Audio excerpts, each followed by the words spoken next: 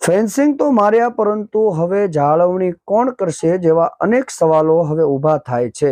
નમસ્કાર, આપની સાથે હું ગુણવંત સરવૈયા।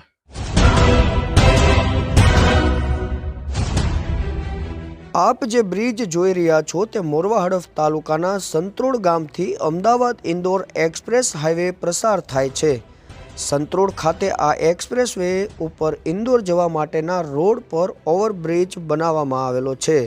ત્યારે વાત કરીએ ઓવરબ્રિજ નીચે લાગેલા ફેન્સિંગની, તો આ ફેન્સિંગ લગાવવા પાછળનું કારણ ત્યાં નાના અને મધ્યમ વર્ગના જે કહી શકાય વેપારીઓ તે લારી લઈ અને પોતાનું જીવન ચલનું ગુજરાન ચલાવતા હતા, પરંતુ કોઈના પેટમાં તેલ રેડાતા અહીં નાના વેપારીઓને ફેન્સિંગ મારવામાં આવી હતી, જેથી ત્યાં લારી કોઈ ઊભી ન રાખી શકે।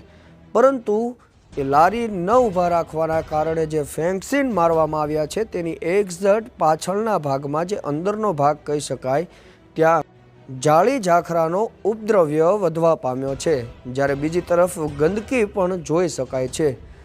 ત્યારે જે ઓથોરિટીએ આ ફેન્સિંગ માર્યા છે તે જ ઓથોરિટીને ગ્રામજનો સવાલ કરી રહ્યા છે કે હવે જાળી ઝાખરા તેમજ ગંદકી ન ફેલાય તેવી કોઈ તકેદારીના પગલાં લેવા જોઈએ।